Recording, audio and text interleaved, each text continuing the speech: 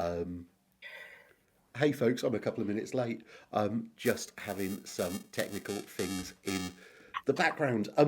What I'm going to do, I'm just going to wait until I know that I'm live, and there'll just be a few seconds delay. So I'm going to start talking once I know that I'm live on LinkedIn.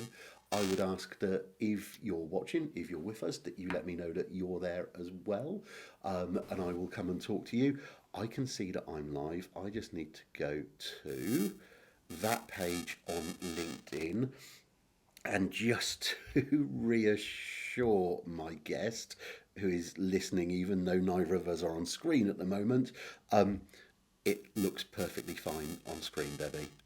Just so you know, I'm going to bring Debbie Gilbert on in a second. I'm just doing a wee bit of editing down there to make all of that work. If you're, Debbie can see us, that's good. If you're watching, come and say hello. Let's put myself on screen. And I'll just explain a little bit before I bring Debbie on screen as to who I'm talking to. I've known Debbie Gilbert for, I'm thinking around 15 years now, 12 to 15 years, something like that. Debbie and I decided that collaboration was better than competition. We were both heavily involved in running networking groups and networking organisations at the time. We could have considered that we were in competition, but we didn't. We went out for a curry and decided that we would collaborate, that we would be friends instead. At the time, Debbie was running Viva Networking. Debbie is now the founder and organiser of Three Counties Awards, the Best Business Women's Awards, Business Women Unlimited, the author of The Successful Mumpreneur. I need to get all of that right. And my friend. It all started with a curry. Is that a fair introduction, Debbie? Have I got all of that right? I'm really keen to. Well, it's the Three Counties Expo, not Awards. Okay, beg your pardon. Maybe that's a good idea, Stefan. Maybe you've created an idea there. And yeah, we've got Viva Business Support, which is the marketing agency. And yes, we were both running or involved with networking events when we met. And collaboration is definitely key. And weirdly, I have a book coming out about collaboration in May called Fab Collab. And it talks about all of this stuff that I think a lot of business owners shy away from, working with people in their own industry for fear that someone's going to steal their ideas and, nick their customers. But actually, I've found over the years, collaboration has definitely been more beneficial. Yeah, I've always started from the standpoint that there's enough for all of us. There's Okay. enough business out there, and the right people will work with us, and the right people will work with other people as well. I've always gone from that point of view. And when when you and I were running networking events in Hertfordshire as well as at other places, but Hertfordshire was where our relationship started. There were some people who were members of what you were doing, some people who were members of what I was doing, some people who were members of both, and we both felt that it was better to look for the new opportunities with the people who weren't members of anything, rather than just fighting over the same group of people. I think was where it could have gone otherwise. And if I remember rightly, someone else at the time was fighting over our members, bizarrely, whilst I you and me know. were looking outwards. Well, then I ended up working for the organisation that you were For running. networking, yeah. Yeah, and I was a group leader, and I launched the evening group in Hertfordshire, the very first evening group they had. Um, and it wasn't a conflict of interest. I had lunchtime networking groups then, and at that time, that wasn't something that 4M were offering. They were doing breakfasts, and they were foraying into the evening arena.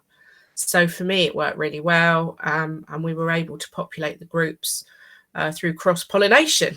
And people will go to something that works for them, and it can be the date, the time, it can be the price, it can be the venue, and it can be also the format.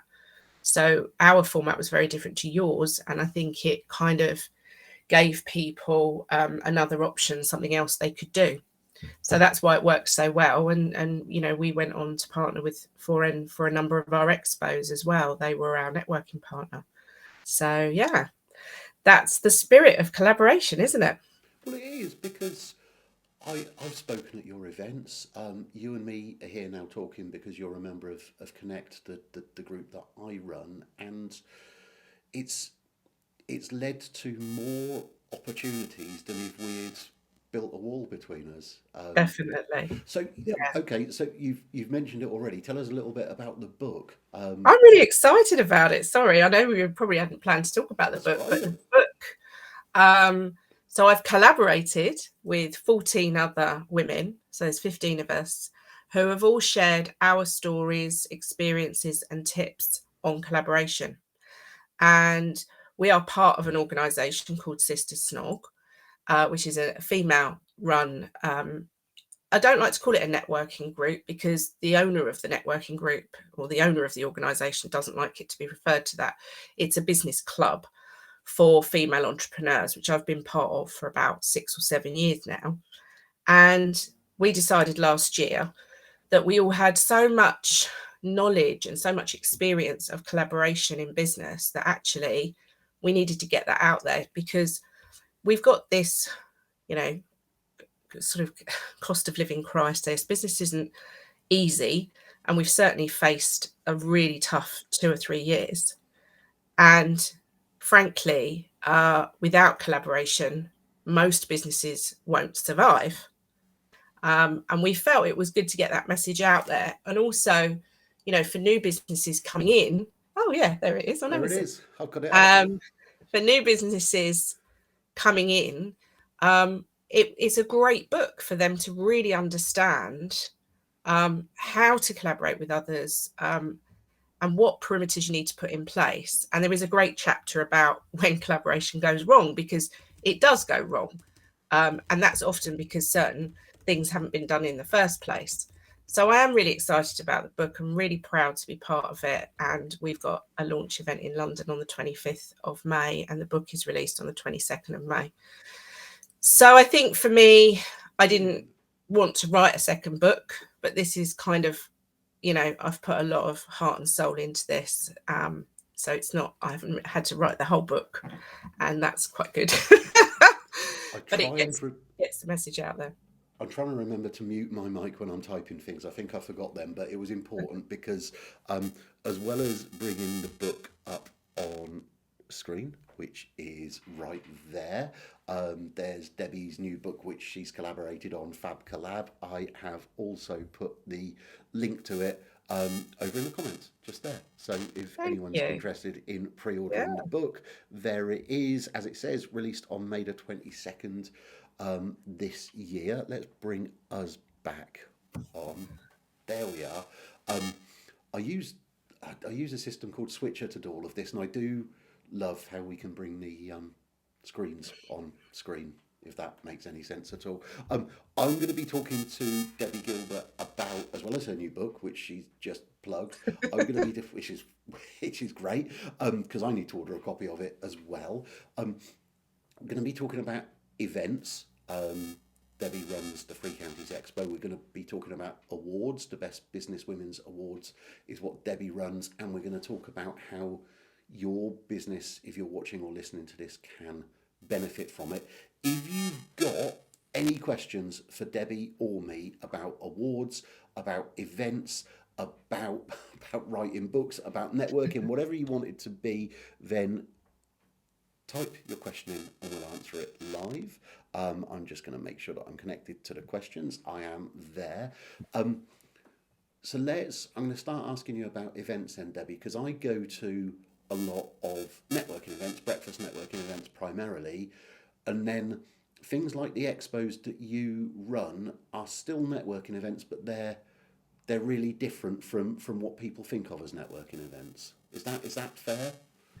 Yeah, I agree, because obviously they're a one-off event, normally on all day or half days. And, I think when you go to a regular event on a monthly basis, weekly basis, you're seeing the same people building relationships, which is great. And I'm a massive fan of that.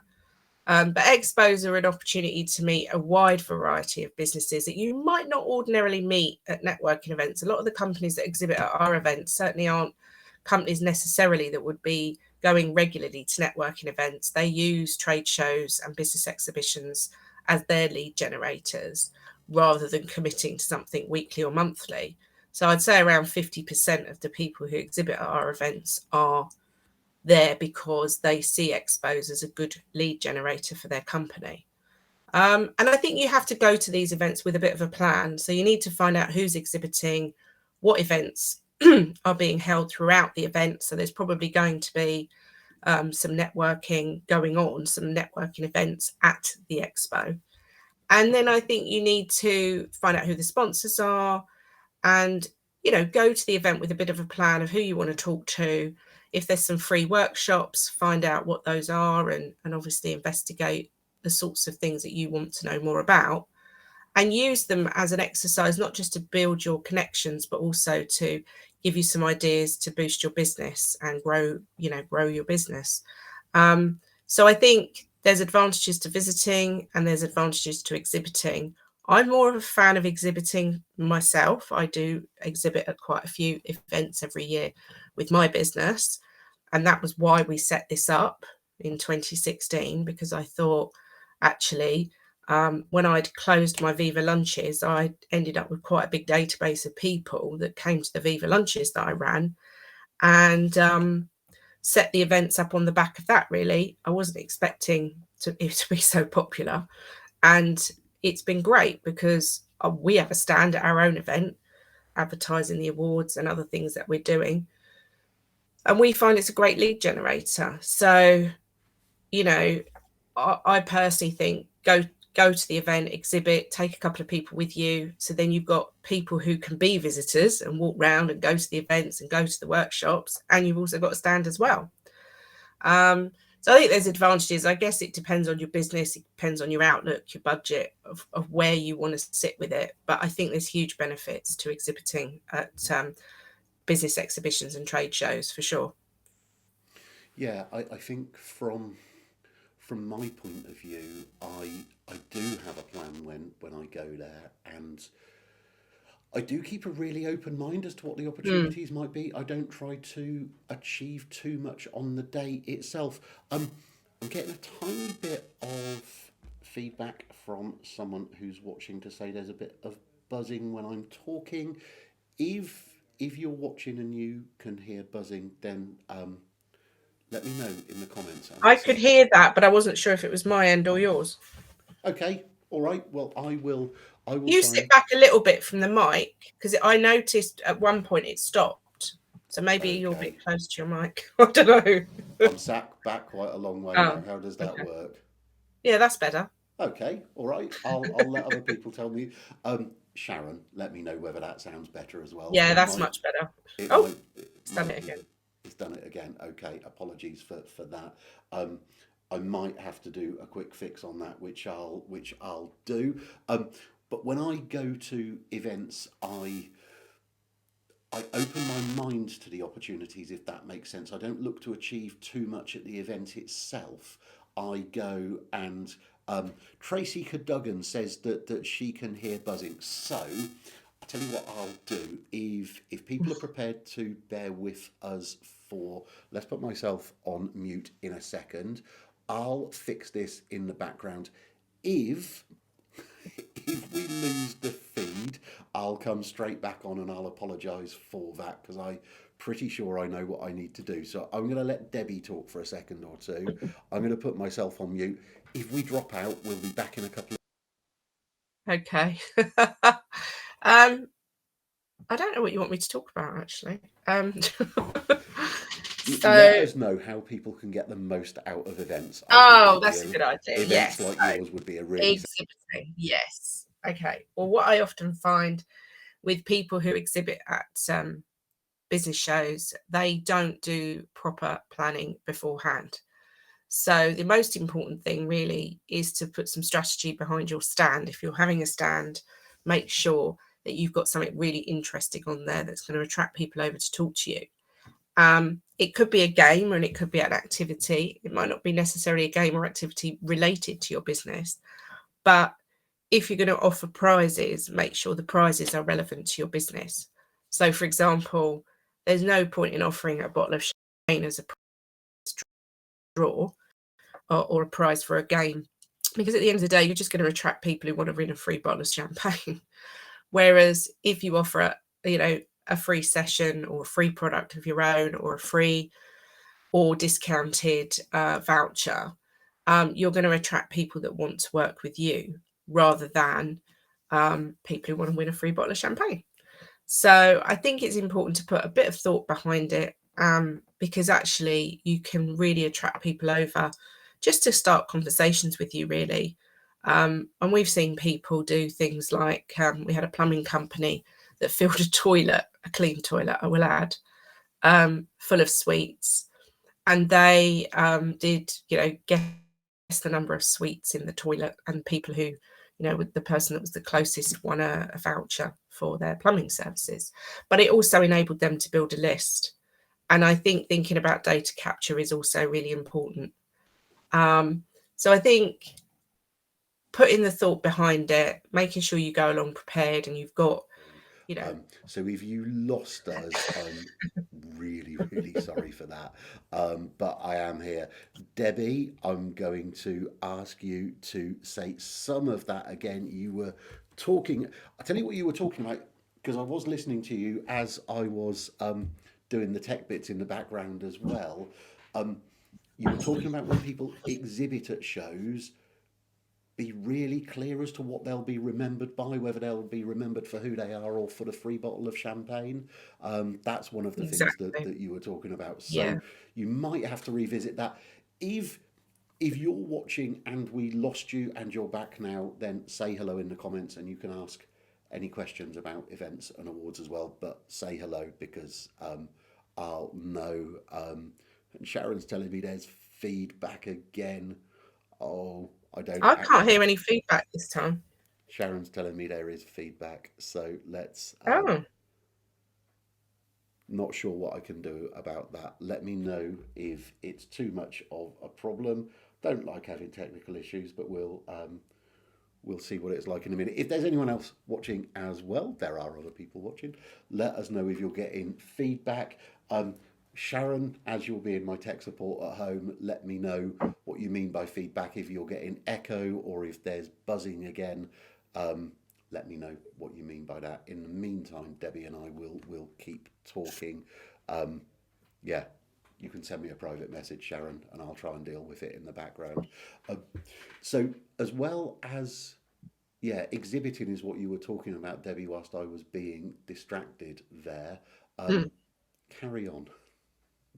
Well, what I was talking about was that people often just book a stand at an exhibition and then turn up on the day with a few bits and pieces and very little thought behind exactly, what their strategy is going to do for their business, and what they've got on their stand to attract people over to talk to them. So I kind of try and educate my exhibitors on how to think about what it is that they want to promote while they're there, how they can attract people over to their stand by having something that's interesting. So it could be a game, it could be an activity, it could be a prize draw, it could be some freebies and giveaways. But my point was that if you're going to do a prize draw for something, it could be, the result of doing an activity or competition or something, then you need to have that prize related to your business, because otherwise you're getting people interested in winning a free bottle of champagne, which if you sell champagne, that's great. If you don't, then your prizes need to be based around your business. So it could be a discount on your services, it could be a product, could be a free session. It depends on what your business is. And it's so important to follow up. And one of the things that people don't do properly is follow up. So they'll fire off emails maybe the next day, but the problem is most of these people who've given you their details will never have heard from you before, and you'll probably end up in their spam. So my advice is to get phone numbers. Also take your calendar with you. So if you've got an online calendar, a diary, so you can book appointments in to have conversations with people at the show, or the very least the next day follow up with a phone call rather than an email, because you are more likely to get solid leads from that convert rather than firing off emails or adding people to your email database. So it's these little nuances make all the difference between getting successful leads from any kind of show, as opposed to people saying, "Oh, they don't work," and they don't work because people don't approach them with the right mindset, or approach the follow up with the right mindset either, or the right processes. There's something that I talk about a lot: the half life of enthusiasm. And if you're at a show and you call someone the next day, they'll remember you.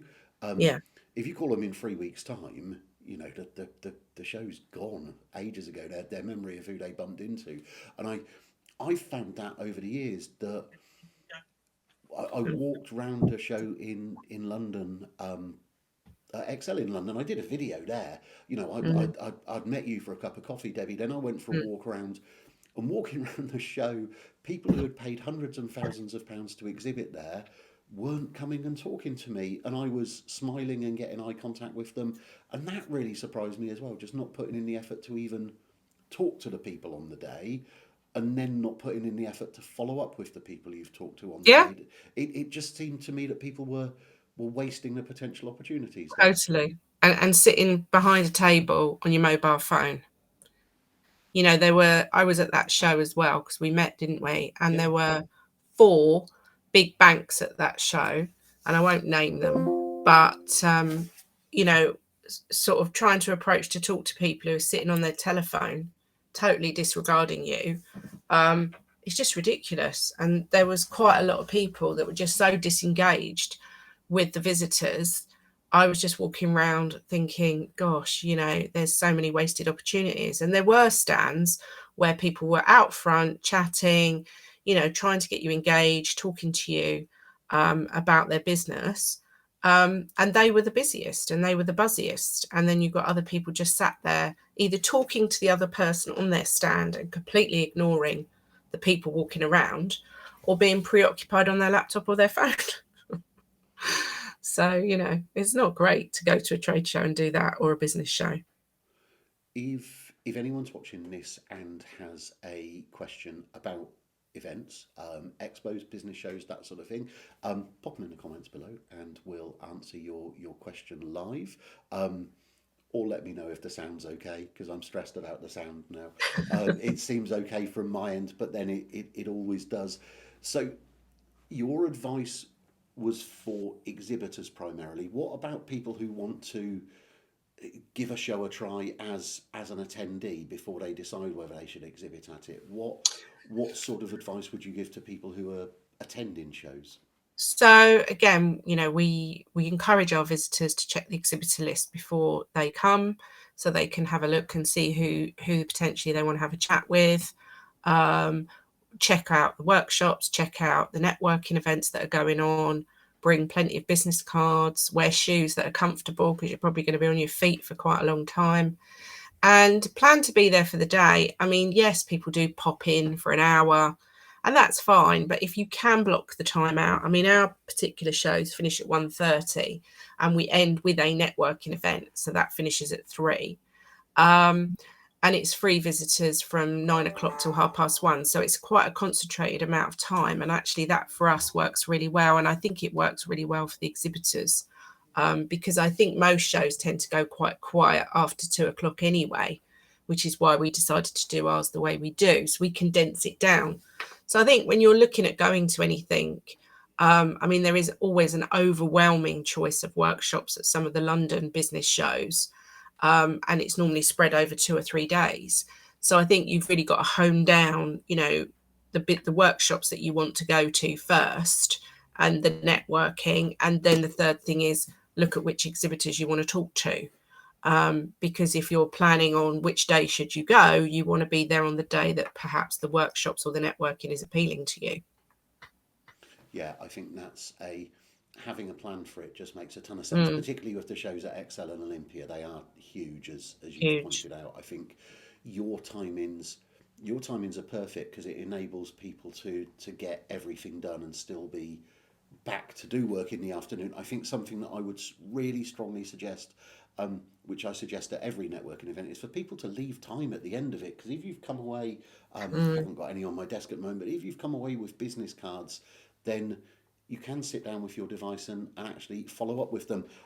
Just a quick thank you to Kenneth, who says that our sound is okay now.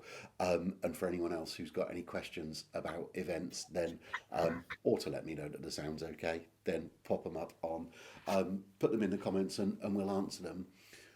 What about awards, Debbie? Because that's another, it's another great passion of yours. And before I started talking to you, I'd never really considered awards as part of the business. But I know that you're a huge fan of congratulating great business achievements with the awards that you do, but also people using those awards to bring more profile to their business as well.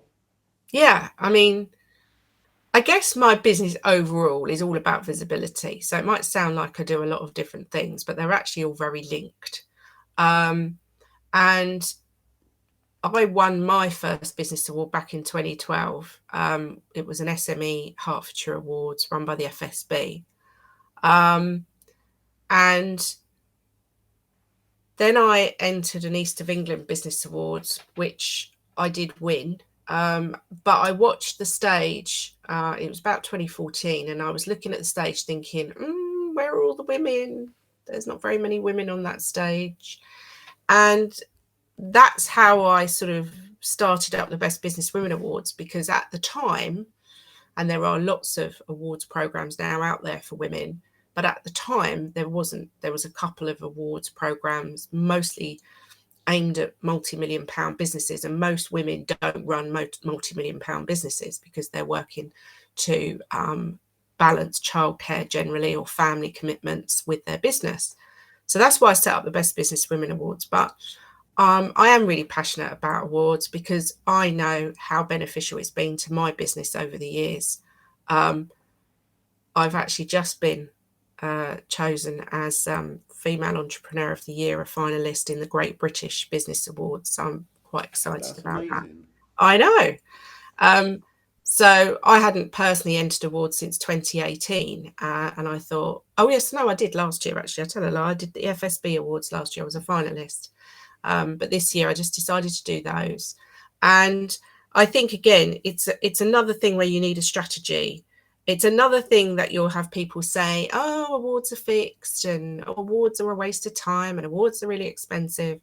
And I would challenge that, because it's like anything, you know, you need to do your research. You need to look at the award programs out there, do your due diligence, understand what's required of you to put in a good entry, and make sure they're not voting competitions, because voting competitions are just popularity contests.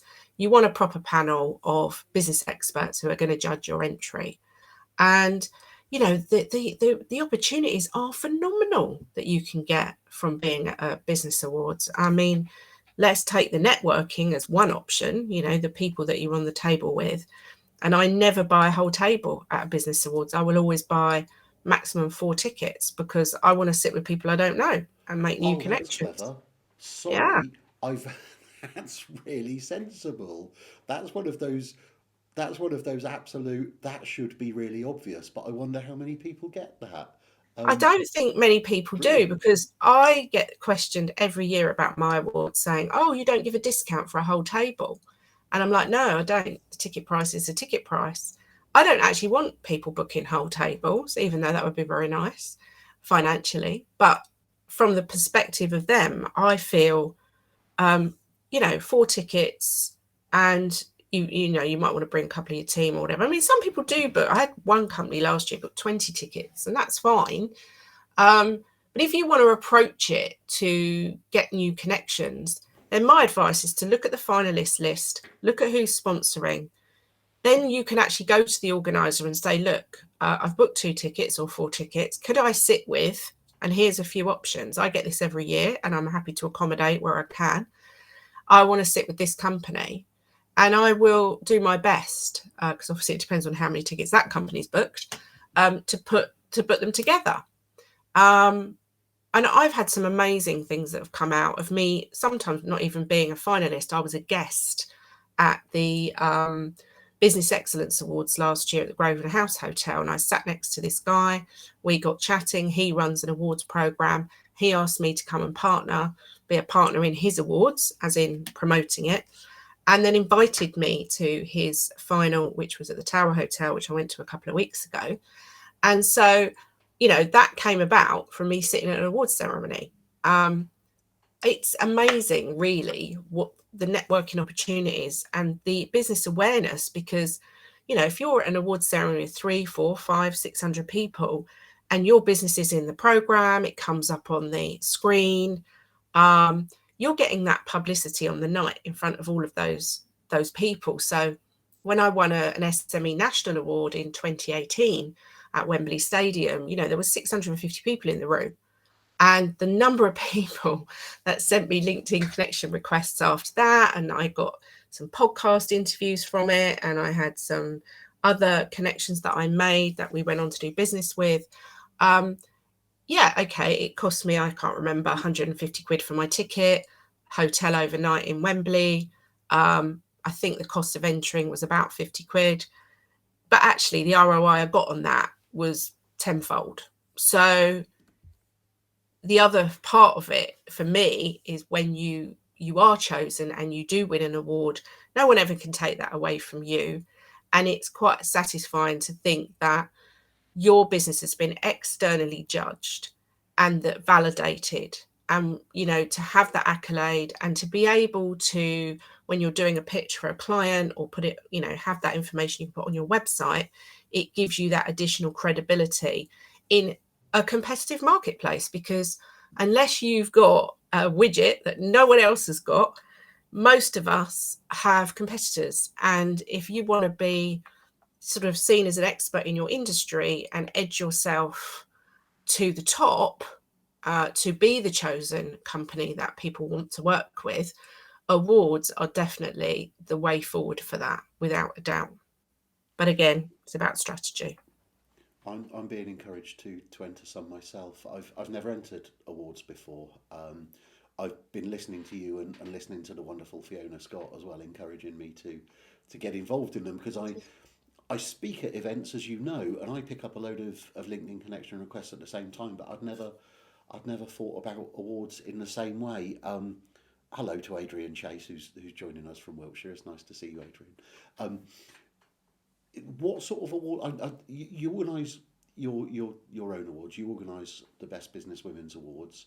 Mm. What awards should people look for? Where can people find awards So that their business the should first enter? website I always send people to is Awards List. So it's www.awards-list.co.uk. Start there. And there's a fantastic book. I contributed a little bit. The forward is mine, and there's some of my advice in it, but I didn't write it. It's called Winner, and it's written by a lady called Denise O'Leary, who is actually one of the judges on our panel, multi-award winning entrepreneur. She's just been awarded an MBE last year, an amazing, businesswoman. And she released her book just before the pandemic, actually. It was one of the last events that I went to before the pandemic. That is a good place to start that book, because she talks through the whole process and she gives you loads and loads of information and tips on what to consider. And actually, Fiona knows Denise really, really well as well. So those two things, look at the awards list. So then I think the strategy needs to come from, what do you want to be known for?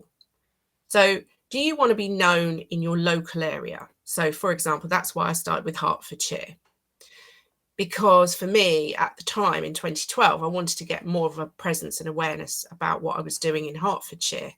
And that was really important to me, which is why I entered the Hertfordshire Business Awards.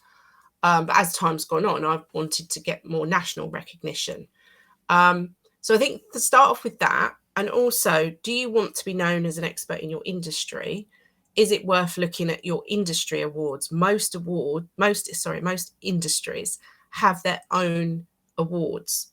So everything from the air conditioning awards, would you believe, through to the NLP awards, through to trades awards. There are pretty much awards out there for everything. So I would look at that and think, okay, do I want to be known in my own industry? Do I need that validation to progress my business. And then come up with a strategy, really, because, you know, the national awards that are out there, and there are loads of them for business, general business awards, you've then got to drill down which categories you want to enter. So they'll have categories like Best New Business, they'll have Entrepreneur of the Year, they'll have categories like Best Small, Medium or Large Business. They might have some industry specific categories. That's certainly what we do with the Best Business Women Awards. So I think you need to look at what is your end game, and try and work that back from that. And then you need to start looking at the questions and the category specifications to make sure that you can A, answer the questions, and B, that the categories are eligible, you're eligible for that. And then work on your answers to your questions and what you have to submit as evidence. And I would get advice, because like people like Fiona Scott write award entries, and I know companies that write award entries, and we don't write award entries for the Best Business Women Awards, but we do write them for our clients, and we do help people with award entries. So it's often worth getting a second opinion, because if you've never done it before, it can feel like quite a daunting task. But once you've done it once, you've kind of got a blueprint. If you do, you know, get chosen as a finalist or a winner, then you've got a blueprint to kind of work from that for other awards or subsequent years of the same awards. It depends on what things that you're entering. And then it's all about, again, maximising the opportunity. If you do get selected as a finalist, you know, shout about it, share it, get press out there. And if you win, you really need to do a hefty piece of PR behind that to push it out there. And amazing things can happen. I mean, you know, when I look at the people who've won our awards over the years, you've got Aisha Nayar, who won our Best Legal Services category. She's a solicitor from the North, and she now has a regular slot on Rip Off Britain and the Steph's Lunch Hour show. We just had one of our charity champion winner from last year on the Steph Lunch show. We've had winners on BBC Breakfast, Victoria Derbyshire show, radio. You know, I was on BBC Look East just before, you know, the pandemic really took hold, talking about how it was impacting small businesses. So I think, you know, you get invited to comment on these programs because you're seen as an expert in your industry, because you've had that expertise validated by an external panel of business experts. I think Adrian Chase has just made a really good point, which I hadn't really considered as well. I mean, Adrian has just said it's definitely worth getting help with the submissions, but he's also said that when he was with the FSB, he used to sit on the panels that judge for awards, and that it was really fascinating the businesses that they came across. So of course, it's not just the awards themselves. The actual process of applying for the awards means that more people get to know about your business. Like in Adrian's case, he got to know about these businesses when he was with the FSB. I think that's a really good point as well. Massively. And one of the other things that I say to people is the process of entering awards will give you the chance to do a 360-degree look at your business from all the different angles.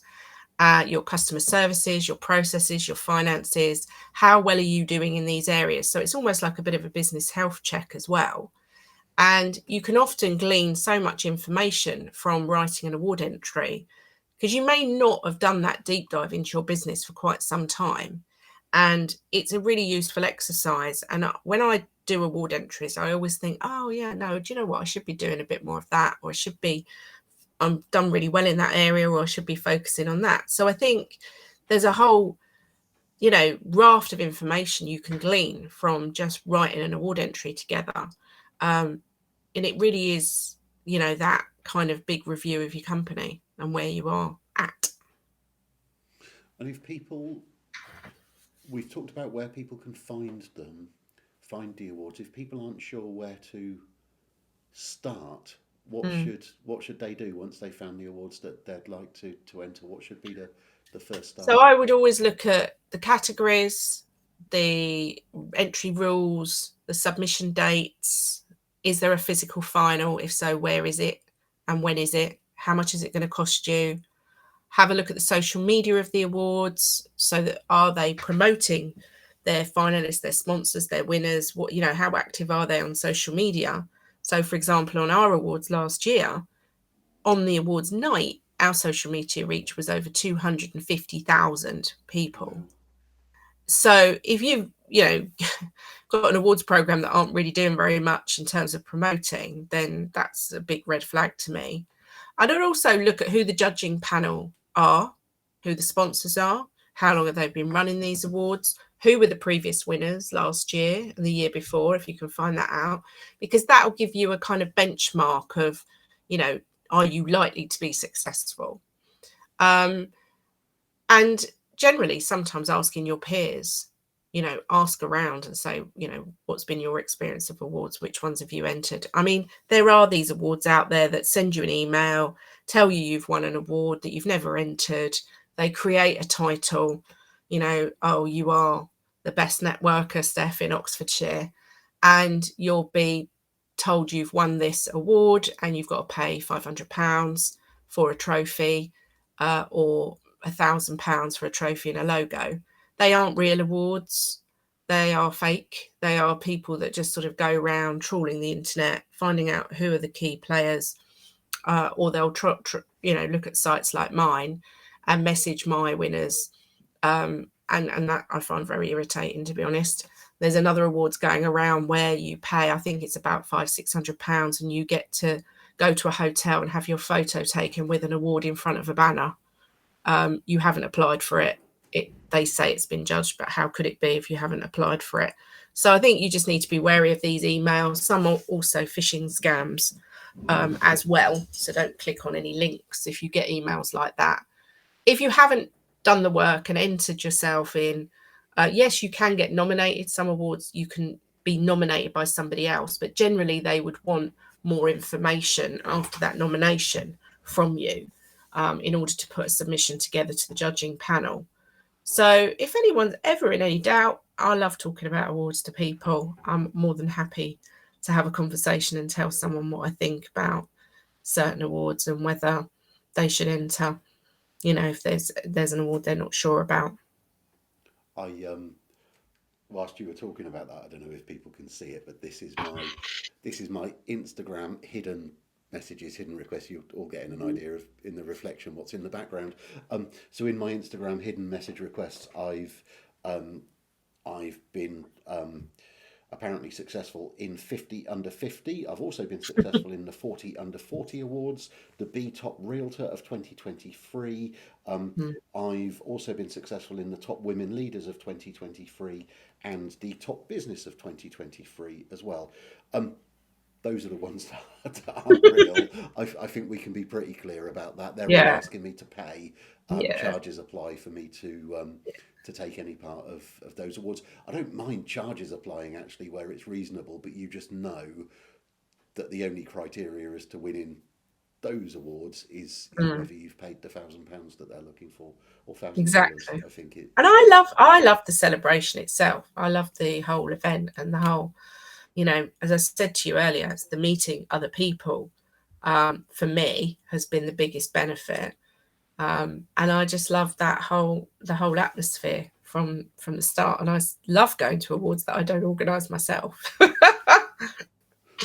talking about, look, here's some awards that Debbie does organise herself. These are the Best Businesswomen Awards. There's the page for it there. So I know that, yeah, I mean, it looks absolutely fabulous on here. So anyone who's thinking of being involved with that, you've got all of Debbie's contact details actually up here as well. So go and take a look at them. I'm going to bring up the Free Counties Expo as well. I did that a little bit earlier on, but Watford Expo coming up on the 15th of June at the Hilton Watford. We've already talked about events, business events, and that sort of thing. So you can see the URLs for each of these websites. I'll pop them in the chat as well so that people can see them. So if you're interested in the Best Businesswomen Awards, you'll find it there. Watford Expo coming up on the 15th of June, you'll find the details of it there. And if you're not connected with Debbie already on LinkedIn, you can find Debbie there. I'll pop all of these links in the chat in a second. Because of a tiny bit of technical difficulty earlier on, we've been talking for quite a long time, Debbie. Any top tips that you want to give people just before we wrap up for the I think morning? my biggest message to any business owners is you need to step out of the shadows and you need to be visible more than ever. I've been in business 25 years this year. Would I say that was something I would have talked about 25 years ago? No. But as time's gone on, social media, the way that the whole digital world is evolved, you've got to be as visible as possible in your industry and seen as a leader in your industry. And that means stepping out of your shadows. That could be speaking awards, could be podcasts, it could be TEDx talks, it could be business exhibitions. But sitting behind a laptop day in, day out is probably not going to get you your business to that next level. So I think it's all about visibility for me. It's a recurring theme, isn't it? It's something that I talk about, that you talk about, Mm. that I beat myself up that I don't do enough of. So I'm going to get out of my comfort zone. I mean, my comfort zone has been networking events, speaking at events, doing LinkedIn lives and interviews like this. But I've never entered an award before, so I'm going to be entering one this year. Heavily encouraged to do so by Fiona. So that's just me looking for somewhere else where I can be visible. Mm. I've always liked to think that it gives people the chance to decide whether they like me and trust me. In networking, we always talk about that know, like, and trust. If I'm visible, people can make their own choice whether they like and trust me. If I'm invisible, I'm taking that choice away from people. Then they're never going to get a chance to decide whether they like me and whether they want to do business with me. So it's an obligation I have to the business, really, to be visible out there. Mm. Totally. I've been talking to Debbie Gilbert. I've enjoyed talking to you, Debbie, as I always do. I'm sorry about the buzzing for anyone who was listening in the first half of this, and then in trying to fix it, I managed to break it as well. So for those who came back for the second half of this, thank you. I will stitch the whole lot together and put it up on YouTube later. Adrian, I'm going to finish on Adrian's comment because that's a really positive way to finish. Thank you, Debbie, for spending time with us this morning, because I know how Oh, you're ferociously welcome. busy you are. We should come back and do this again. We should come back and do this, I think, after the next Free Counties Expo in Watford. I've also Yes, and the book will have launched as well. The So book will have launched. I've put a link to the yes, book up there. The book will have launched. We should come back again, because just before we go, remind me when the award ceremony is for the Best Business Women's Award. 22nd of September, and we Right. close for entries on the 7th of June. And we are very, very strict on our deadline. We never extend it. It is the 7th of June at 5 o'clock. So if you enter at 5 past 5, your entry is not going to get submitted. So we are very, very strict on that. We don't extend ever. So yeah, 7th of June. And if anybody watching knows a female entrepreneur that should be entering, make sure you tell them about it. Yeah. I know. I know a couple actually who I will now Yeah. put in touch. Someone has popped into my mind straight away. Um, for people who are watching and listening to this, for people who know me, both Sharon and I, and of course Debbie, will be at the Best Business Women Awards in September. I've put all of the details in the chat, which is over there, I think, from where I'm sitting anyway, but I've put a link to it in the chat. Debbie, thank you. That's I all will right. press the button in a second to take us off the screen. But if you've been watching us, or if you're watching on replay and you've still got any questions about awards or events, or you've got any comments about awards or events, just pop them in the comments below.